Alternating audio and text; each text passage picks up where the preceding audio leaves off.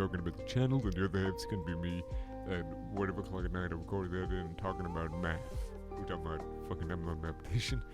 So, you know, but yeah. When it comes to like the video, the style again has changed. I know, surprise. So, but I will say now the style that like I like the style much more because I used to do Photoshop videos, but then I ran into copyright, which was the main issue about that. And then I started drawing, but I'm not an artist, so I'm not that good at it. So, and then I kind of switched back and forth, and now I kind of mixed them.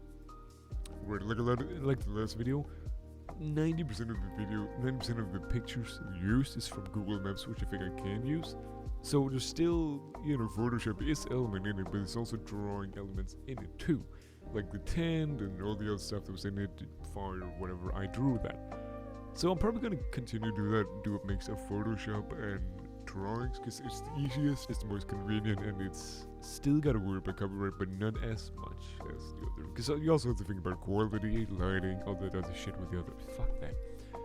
But yeah, I'm gonna keep this down most likely. The drawings will probably change as I get better and better, but yeah. I'm already starting to work on a new video now, but I might scrap it because there's not much of a story. But yeah, on to the rambling.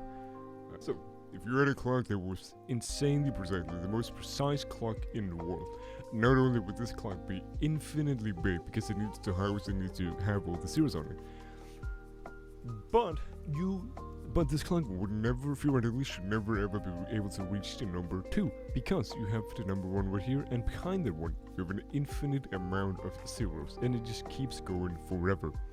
And before this number 1 can become a number 2, all of these right here will need to be filled. It's like filling an infinite void. And all these numbers right here would have to go up by 10. So, you know, this goes up, goes up 10 times, and it makes that go up, and then that go up, and then that go up, and continue, right? So the basic gist of it is that it would never be able to, because the clock would have to basically fill out all of these zeros right here. An infinite amount, again, filling an infinite void would. But the thing is too, that eventually you should never be able to see any of these really move. These will probably be 0 forever. But also, eventually you're gonna hit the speed of light. Eventually the zero is gonna be faster and faster because you got 1 second, and you got half a second, and you can keep dividing. That's, you know, down the line. So we got 1 second, I think it's a millisecond, and then you keep divide, and keep dividing forever, becoming shorter and shorter, aka faster and faster and faster.